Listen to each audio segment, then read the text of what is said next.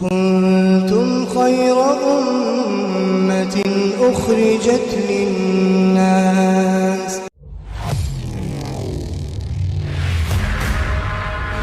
جنت میں رہیں گے اور جو جہنم میں وہ ہمیشہ جہنم میں. اب کسی کو موت آنے والی نہیں ہے. دنیا کی زندگی در حقیقت ہمیں اس لیے دی گئی تھی کہ ہم اپنی آخرت کی زندگی کو بہتر بنائیں، لیکن افسوس کی بات یہ ہے کہ ہم دنیا میں آ کے دنیا کی ہی زندگی کو حقیقت سمجھ بیٹھے، جبکہ اگر دیکھا جائے تو دنیا کی زندگی کسی دھوکے سے زیادہ نہیں ہے، پانی کے بلبلے سے زیادہ نہیں ہے. بالکل اس کی مثال ایسے سمجھ لیں کہ کوئی شخص جو ہے اپنا اچھا خاصا بنا ہوا گھر چھوڑ کر اور کہیں باہر چلا گیا، سال 2 سال کے لیے باہر گیا. اب اس گھر کے اندر مکڑیوں نے جالے بنانا شروع کر دیے. اب مکڑیوں نے کونوں کدروں میں پہلے جالے بنائے اور اس کے بعد پھر بیچ میں، پھر دروازے کے سامنے باقاعدہ، اور آپس میں باتیں کرنے لگی کہ ارے اب تو یہ گھر اپنا ہی ہے، اب یہاں سے کہاں جانا ہے، آرام سے جالے بناؤ اور سکون کے ساتھ رہو. بڑے عائش و آرام سے مکڑیاں رہتی رہیں. تبھی 2-3 سال کے بعد وہ شخص واپس گھر آیا، اس نے دیکھا بہت جالے لگے ہوئے ہیں. اس نے جھاڑو اٹھائی اور ایک ہی بار میں سارے کے سارے جالے صاف ختم. بالکل ٹھیک اسی طریقے سے جب موت آئے گی تو گویا کہ ہماری زندگی کسی جھاڑو کی طرح ہے، موت جو ہے وہ جھاڑو کی طرح. دوستو، آگے بڑھنے سے پہلے ہمارے چینل کو سبسکرائب ضرور کر لیں اور ہماری ویڈیوز کو زیادہ سے زیادہ لوگوں تک شیئر کریں. اللہ کی نگاہ میں ہماری زندگی جو ہے وہ ایک پانی کے بلبلے سے زیادہ نہیں ہے، اور ہماری طاقت جو ہے وہ ذرہ برابر بھی نہیں ہے. اگر ہم اپنے دل کے اندر اللہ کی ربوبیت، اللہ کی بڑائی، اللہ کی کبریائی لانا چاہتے ہیں تو اس کے لیے ہم سب کے لیے ذمہ داری ہے کہ ہم اللہ کی باتوں کو، اللہ کی کبریائی کو، اللہ کی بڑائی کو خوب سوچیں، غور و فکر کریں. یہ جو ہمارا دنیا کا ٹائم ہے، 24 گھنٹے ہمیں ایک دن میں اللہ نے دیے ہیں، اس میں سے تھوڑا سا وقت ہم نکال کر اپنی آخرت کے بارے میں فکر کریں کہ جو ہماری آنے والی زندگی ہے آخر وہ کیسے کامیاب ہو جائے.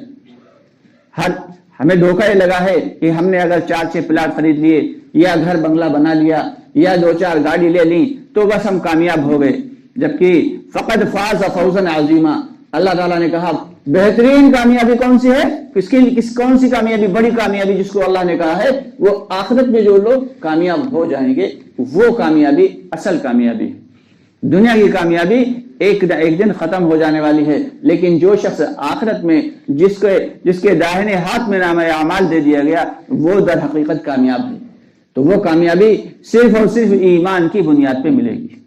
اور ایمان کیا ہے کہ ایک اللہ سے ہونے کا یقین کہ مارنے والی ذات، جلانے والی ذات، کھلانے والی ذات، پلانے والی ذات، عبادت کے لائق کوئی ذات اگر کوئی ہے تو صرف اور صرف اللہ ہے. ہمیں یہ دھوکہ لگ گیا ہے کہ اگر ہم کاروبار نہیں کریں گے، اگر ہم بزنس نہیں کریں گے، اگر ہم نوکری ملازمت نہیں کریں گے تو ہم کہاں سے کھائیں گے، ہمارے بچے کہاں سے کھائیں گے. یہ دنیا دار الاسباب ہے، ان کاموں کو بے شک چھوڑنا نہیں ہے، کیونکہ اسباب پہ جو ہے یقین کرنے والا شخص جو ہے وہ مشرک ہے، اور اسباب کا انکار کر دینے والا شخص جو ہے وہ کیا ہے، جاہل ہے. یعنی اسباب کو اختیار کرنا ہے لیکن یقین اللہ کی ذات پہ رکھنا ہے. اگر کوئی شخص یہ کہے کہ ہم بیٹھے بیٹھے بس مسجد میں بیٹھے رہیں اور یاد الہی میں لگے رہیں تو بے شک اللہ وہ قدرت ہے، وہ اسے بھی کھلا سکتا ہے. کوئی شخص یہ کہے کہ ہم گھر میں بیٹھے رہیں اور کچھ نہ کریں تب بھی اللہ اس کو بھی کھلا سکتا ہے. جیسے اللہ تعالیٰ چیٹی سے لے کے اور بڑی سے بڑی دنیا کی جو مخلوق ہے اس کو بھی کھلاتا ہے، ٹھیک اسی طریقے سے وہ ایک انسان کو بھی کھلا سکتا ہے. لیکن اللہ نے انسان کے لیے دنیا کو دار الاسباب بنایا ہے. ہمیں اسباب پر یقین نہیں رکھنا ہے. اگر یقین کر لیا کہ اگر ہم یہ کر لیں گے تو یہ ہوگا، یہ کر لیں گے تو بس یہی شرک ہے. تو اس لیے ہماری ذمہ داری یہ ہے کہ ہم اپنی آخرت کی زندگی کو اسی وقت میں سے، یہ جو زندگی چھوٹی سی ملی ہے 24 گھنٹے کی، ایک دن کے 24 گھنٹے ہیں، اس میں سے کم از کم کے درجے میں ہم 1 گھنٹہ نکال کے آخرت کے لیے فکر کریں. یہ جب دل کے اندر ایمان ہوگا تب اعمال پہ انسان کھڑا ہوگا. جب دل کے اندر اگر ایمان نہیں ہے تو پھر اعمال، جو جسم سے نکلنے والے اعمال ہیں وہ بے جان ہوں گے. اگر ایمان ہے تو نماز قبول ہے، اگر ایمان ہے تو روزہ قبول ہے، اگر ایمان ہے تبھی حج قبول ہے، اور اگر دل کے اندر ایمان نہیں ہے تو صبح سے شام تک آدمی سجدے میں پڑا رہے، صبح سے سال کے سال بھر روزے رکھتا رہے، ہر سال حج کرتا رہے اور عمرے میں اپنی زندگی گزار دے گا، دل میں ایمان نہیں ہے تو وہ اس کی عبادت اللہ کے یہاں قابل قبول نہیں ہے۔ ایمان 24 گھنٹے میں ہر لمحہ فرض ہے، جبکہ نماز 24 گھنٹے میں صرف 5 وقت کی فرض ہے۔ روزے کتنے کہ سال میں صرف 30 دن کے فرض ہیں، حج پوری زندگی میں ایک مرتبہ فرض ہے، وہ بھی اگر مال ہے تو، لیکن ایمان ہر لمحہ فرض ہے۔ افسوس کی بات یہ ہے کہ ایمان پر سے ہی ہماری محنت ختم ہو گئی۔ صحابہ کرام نے باقاعدہ محنت کی تھی، اپنے ایمان کو بنانے کی محنت کی تھی۔ ایک صحابی ہیں، بلاتے ہیں سب کو کہ ہر نماز کے بعد آؤ بیٹھو ایمان لے آئیں، آؤ بیٹھو ایمان لے آئیں۔ دوسرے صحابی کو ایک کو برا لگ گیا، کہنے لگے یا نبی اللہ، یا رسول اللہ صلی اللہ علیہ وسلم، کیا ہم لوگ ایمان والے نہیں؟ کیا ہم ایمان والے نہیں جو یہ بار بار کہتے ہیں آؤ بیٹھو ایمان لے آئیں؟ تو آپ صلی اللہ علیہ وسلم نے بڑی شفقت سے سمجھایا کہ در حقیقت وہ یہ نہیں کہتے کہ آؤ ایمان لے آئیں، ان کا مقصد یہ ہے کہ ایمان کا مذاکرہ ایمان والوں کو نفع دیتا ہے۔ ایمان کی باتوں کو جتنا بولا جائے، ایمان کی مجلسوں میں جتنا زیادہ بیٹھا جائے اور ایمان کی باتوں کو سنا جائے، اللہ کی بڑائی، اللہ کی کبریائی کو جتنا زیادہ، اللہ کی مخلوقات کو جو ہے اس پہ غور و فکر کیا جائے کہ اللہ نے یہ زمین بنائی، اللہ نے یہ آسمان بنایا، آخر یہ کیسے بنایا، آخر اس کو کس طریقے سے بنایا، بغیر کسی میٹیریل کے بنا دیا۔ کہ اگر ہم کسی چیز کو اگر بناتے ہیں تو اس کے لیے ہمیں میٹیریل کی ضرورت پڑتی ہے، کچے مال کی ضرورت پڑتی ہے، تبھی کوئی چیز بن پاتی ہے۔ کہ اگر ہمیں مٹی کا گھڑا بنانا ہے تو کیا ہے، ہمیں مٹی کی ضرورت پڑے گی، لیکن اللہ تعالیٰ نے ہر چیز کو صرف بغیر اپنے حکم سے، بغیر کسی میٹیریل کے بنا دیا کہ انما امرہ اذا اراد شیئا ان یقول له کن فیکون۔ کہ اللہ تعالیٰ جس چیز کو بنانے کا ارادہ فرماتے ہیں تو بس اس کے بارے میں فرماتے ہیں کن ہو جا، اور وہ چیز فیکون ہو جاتی ہے۔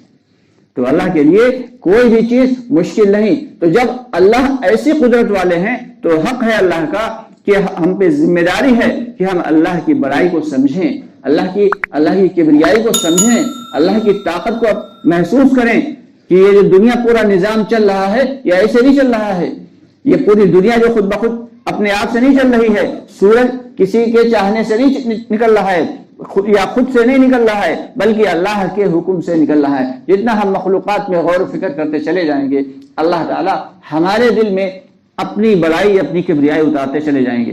اور جو شخص اللہ سے ڈرے گا وہ کسی مخلوق سے نہیں ڈرے گا۔ عام حالات میں دیکھا جاتا ہے کہ ہمارے دلوں میں ڈر بیٹھا رہتا ہے، خوف پیدا ہو گیا کہ ہمیں کسی کا خوف نہیں کرنا ہے، ہمارا دل تو صرف اللہ سے ڈرنے والا ہونا چاہیے، کہ جس کے دل میں اللہ کا ڈر ہوگا وہ مخلوق سے کبھی نہیں ڈرے گا۔ تو اس لیے ہم سب کی ذمہ داری یہ ہے کہ اپنے دلوں میں اللہ کا خوف پیدا کریں۔ جب ہمارے دلوں میں اللہ کا خوف ہوگا تو ہمارے دل میں ایمان ہوگا، جب ہمارے دل میں ایمان ہوگا تو ہماری نمازوں میں جان ہوگی، پھر ہمارے روزے قابل قبول ہوں گے، پھر ہمارے جو ہے باقی کے اعمال بھی قابل قبول ہوں گے۔ فرماتے ہیں کہ جس شخص کی نماز بہتر ہوگی اس کے باقی اعمال اللہ کے یہاں قبول ہوں گے، اور جس کی نماز اچھی نہیں ہوگی اس کے باقی اعمال کو بھی کنارے پھینک دیا جائے گا، درکنار کر دیا جائے گا، اللہ کے یہاں قابل قبول نہیں ہوں گے۔ کتنی اہم اور ضروری چیز ہے نماز، لیکن افسوس کہ آج تو ہم نماز پڑھتے نہیں، اور جو پڑھتے ہیں تو بغیر سیکھے پڑھتے ہیں۔ کہ سجدے میں فرماتے ہیں کہ سجدہ ایسے کیا جائے، رکوع میں خود جو ہے کم از کم 5 بار 7 مرتبہ کہنا چاہیے سبحان ربی العظیم، اور سجدے میں 7 مرتبہ 11 مرتبہ کہنا چاہیے سبحان ربی الاعلیٰ، تاکہ سکون والا سجدہ ہو، سکون والا رکوع ہو، سکون والا قیام ہو۔ وہ نماز اللہ کو پسند ہے۔ آج ہم کیا نماز پڑھتے ہیں کہ ٹکریں لگا لی اور رٹا مارنے والے انداز میں پڑھتے ہیں، جبکہ علماء کرام فرماتے ہیں کہ سبحان ربی الاعلیٰ سبحان ربی العظیم یہ جو رٹا مارنے والے انداز میں اللہ کے یہاں قابل قبول نہیں۔ ہاں یہ ہے کہ ایک فرض ادا ہو جائے گا۔ صحابہ کرام رضی اللہ تعالیٰ عنہ اجمعین کو جب نماز کا تحفہ ملا تو بے حد خوش ہوئے، اور فرمانے لگے اب تو ہمیں ڈائریکٹ اللہ تعالیٰ سے لینے کا ایک ذریعہ مل گیا، اور انہوں نے کر کے دکھایا کہ ایک شخص جو ہے